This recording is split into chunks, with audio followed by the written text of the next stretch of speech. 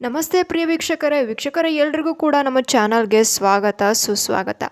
ವೀಕ್ಷಕರೇ, ನೀವೆಲ್ಲರೂ ಕೂಡ ತುಂಬ ದಿನದಿಂದ ಕೇಳ್ತಾ ಇದ್ದೀರಾ, ಏನು ಗೃಹಲಕ್ಷ್ಮಿ 11ನೇ ಕಂತಿನ ಹಣ ಯಾವಾಗ ಬರುತ್ತೆ ಹೇಳಿ, ನಮಗೆ ಕರೆಕ್ಟಾಗಿ ಒಂದು ಡೇಟ್ ಅನ್ನೋದನ್ನ ಕೊಡಿ ಅಂತ ಹೇಳಿ ಹೇಳ್ತಿದ್ದಾರೆ. ನೋಡಿ ವೀಕ್ಷಕರೇ, ಲಕ್ಷ್ಮಿ ಹೆಬ್ಬಾಳ್ಕರ್ ಮೇಡಮ್ ಅವರು ಒಂದು ಪತ್ರಿಕಾಗೋಷ್ಠಿಯನ್ನು ಮಾಡಿದ್ದಾರೆ.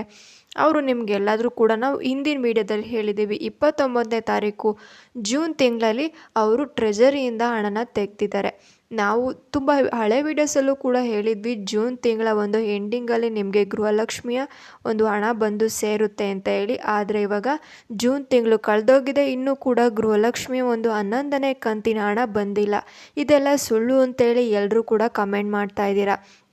ವೀಕ್ಷಕರೇ, ಇದ್ಯಾವುದು ಕೂಡ ಸುಳ್ಳಲ್ಲ. ನಿಜವಾಗ್ಲೂ ಕೂಡ ನಿಮಗೆ ಒಂದು ಈ ಗೃಹಲಕ್ಷ್ಮಿ ಹಣ ಬಂದೇ ಬರುತ್ತೆ. ಯಾಕಂದರೆ ಇದನ್ನು ನಿಲ್ಲಿಸೋದಕ್ಕೆ ಸಾಧ್ಯ ಇಲ್ಲ. ಈಗ ನೀವೇ ನೋಡಿ, ಶಕ್ತಿ ಯೋಜನೆ ರನ್ ಆಗ್ತಿದೆ, ಫ್ರೀ ಬಸ್ ಕೂಡ ಬರ್ತಾ ಇದೆ, ಯುವ ನಿಧಿ ಅಂದರೆ ಮಕ್ಕಳಿಗೆಲ್ರಿಗೂ ಕೂಡ ಒಂದು 3,000 ಅನ್ನೋದು ಬರ್ತಾ ಇದೆ, ಇನ್ನು ಅನ್ನಭಾಗ್ಯದ ಹಣ ಕೂಡ ಬರ್ತಾ ಇದೆ. ಎಲ್ಲ ಜಿಲ್ಲೆಗಳಿಗೂ ಆಗ್ತಾ ಇದ್ದಾರೆ, ಅಪ್ಡೇಟ್ ಕೂಡ ಆಗ್ತಿದೆ, ಯಾವುದು ಕೂಡ ನಿಂತಿಲ್ಲ. ಯಾವುದೇ ಒಂದು ಈ ಪಂಚ ಯೋಜನೆಗಳು ಅನ್ನೋದು ನಿಂತಿಲ್ಲ. ಅದೇ ಕಾರಣಕ್ಕೋಸ್ಕರ ಇನ್ನು ಈ ಒಂದು ಗೃಹಲಕ್ಷ್ಮಿ, ಅದರಲ್ಲೂ ಇಂಪಾರ್ಟೆಂಟ್ ಅಂದರೆ ಈ ಗೃಹಲಕ್ಷ್ಮಿ ಯೋಜನೆಯನ್ನು ಕೂಡ ನಿಲ್ಲಿಸೋದಕ್ಕೆ ಸಾಧ್ಯ ಇಲ್ಲ. ಇದನ್ನು ನಿಲ್ಲಿಸಿದ್ರೆ ಸರ್ಕಾರಕ್ಕೆ ಒಂದು ಹೊಡೆತ ಕೂಡ ಬೀಳುತ್ತೆ. ಈಗಾಗಲೇ ಮೈಸೂರು ಮತ್ತು ಬೆಂಗಳೂರಲ್ಲಿ ಈ ಗೃಹಲಕ್ಷ್ಮಿ ಹಣ ಬಂದಿಲ್ಲ ಅನ್ನೋ ಕಾರಣದಿಂದ ತುಂಬ ಮಹಿಳೆಯರು ಈಗ ರೋಡಲ್ಲೆಲ್ಲ ಅವರು ಒಂದು ಹೋರಾಟವನ್ನು ಮಾಡ್ತಾ ಇದ್ದಾರೆ. ಇದನ್ನು ಕೂಡ ಸರ್ಕಾರದ ಕಿವಿಗೆ ಬಿದ್ದಿದೆ. ಒಂದು ಪತ್ರಿಕಾಗೋಷ್ಠಿಯಲ್ಲಿ ಮೇಡಮ್ ಅವ್ರನ್ನ ಕೇಳಿದ್ರು, ಲಕ್ಷ್ಮಿ ಹೆಬ್ಬಾಳ್ಕರ್ ಮೇಡಮ್ ಅವ್ರನ್ನ, ಯಾವಾಗ ಅಮೌಂಟ್ ಬೀಳುತ್ತೆ ಅಂತ ಅಂದಾಗ ಅವರು, ನಾವು ನಮ್ಮ ಟ್ರೆಜರಿಯಿಂದ ಏನು ಒಂದು ಇಲಾಖೆ, ಮಹಿಳಾ ಮತ್ತು ಮಕ್ಕಳ ಕಲ್ಯಾಣ ಇಲಾಖೆಯಿಂದ ಎಷ್ಟು ಹಣ ಬೇಕೋ ಅದನ್ನು ಅಲ್ಲಿ ಬ್ಯಾಂಕಿಗೆ ನಾವು ಕಟ್ಟಿ ಬಂದಿದ್ದೀವಿ, ಇನ್ನು ಬ್ಯಾಂಕಿಂದ ನಿಮಗೆ ಬರುತ್ತೆ ಅಂತೇಳಿ ತಿಳಿಸಿದ್ದಾರೆ. ನೀವು ಯಾರು ಕೂಡ ಗಾಬರಿ ಪಡೋ ಹಾಗಿಲ್ಲ. ಇಲ್ಲ ಬರೋದಿಲ್ಲ, ನಮಗೆ ಹಣ ನಿಲ್ಲಿಸ್ಬಿಡ್ತಾರೆ ಅಂತ ಹೇಳಿ ಯಾರು ಕೂಡ ಭಯ ಪಡೋ ಹಾಗೆ ಇಲ್ಲ ವೀಕ್ಷಕರು. ಎಲ್ರಿಗೂ ಕೂಡ ಬಂದು ಈ ಒಂದು ಗೃಹಲಕ್ಷ್ಮಿಯ ಒಂದು 11ನೇ ಕಂತಿನ ಹಣ ಬಂದು ಸೇರುತ್ತೆ. ಆದರೆ ಅವರು ಒಂದು ಅಪ್ಡೇಟ್ ಕೂಡ ಕೊಟ್ಟಿದ್ರು, ಏನಂತಂದರೆ ಯಾರ ಮನೆಯಲ್ಲಿ ಇಬ್ಬಿಬ್ಬರು ಸದಸ್ಯರಿರ್ತಾರೆ, ಅತ್ತೆ ಸೊಸೆ ಇರ್ತಾರೋ, ಅವರು ಇಬ್ಬರು ಕೂಡ ಅಪ್ಲೈನ ಮಾಡಿ ಇಬ್ಬರು ಕೂಡ ದುಡ್ಡನ್ನು ತೆಗೆದುಕೊತಾ ಇರ್ತಾರೆ. ಒಂದು ವರ್ಷದಿಂದ ಅವರಿಗೆ ಬರ್ತಾ ಇರುತ್ತೆ. ಅಂಥವ್ರನ್ನ ವೆರಿಫಿಕೇಷನ್ ಕೂಡ ಮಾಡ್ತಾ ಇದ್ದಾರೆ. ಅಂಥವ್ರಿಗೆ ಇಬ್ಬರು ತೊಗೊತಿದ್ದಾರೆ ಅಂದರೆ ಇಬ್ರದ್ದು ಕೂಡ ಕ್ಯಾನ್ಸಲ್ ಆಗುತ್ತೆ, ಇಬ್ರಿಗೂ ಕೂಡ ಗೃಹಲಕ್ಷ್ಮಿ ಹಣ ಬರೋದಿಲ್ಲ ಅಂತ ಹೇಳಿದ್ದಾರೆ ವೀಕ್ಷಕರೇ. ನೀವು ಯಾರಾದರೂ ಇದ್ದರೆ ಈಗಲೇ ಕೊಡಿ, ಹೋಗ್ಬಿಟ್ಟು ನೀವೇ ನಿಮ್ಮ ಕೈಯಾರೆ ಕ್ಯಾನ್ಸಲ್ನ ಮಾಡಿಸ್ಕೊಂಬಿಡಿ.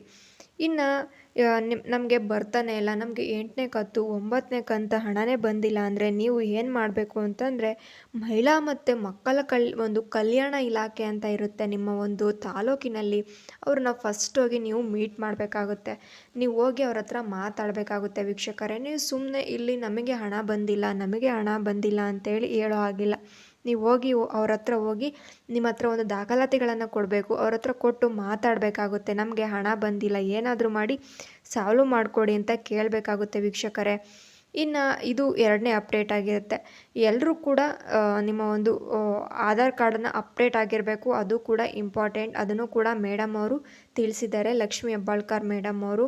ಇನ್ನು ಬ್ಯಾಂಕಲ್ಲಿ ಎಲ್ಲರಿಗೂ ಕೂಡ ಬರ್ತಾ ಇರುತ್ತೆ. ಒಂದು ಸಲ ನೀವು ಹೋಗಿ DPT ಒಂದು ಆ್ಯಪಲ್ಲೂ ಕೂಡ ಚೆಕ್ ಮಾಡಬೇಕಾಗುತ್ತೆ.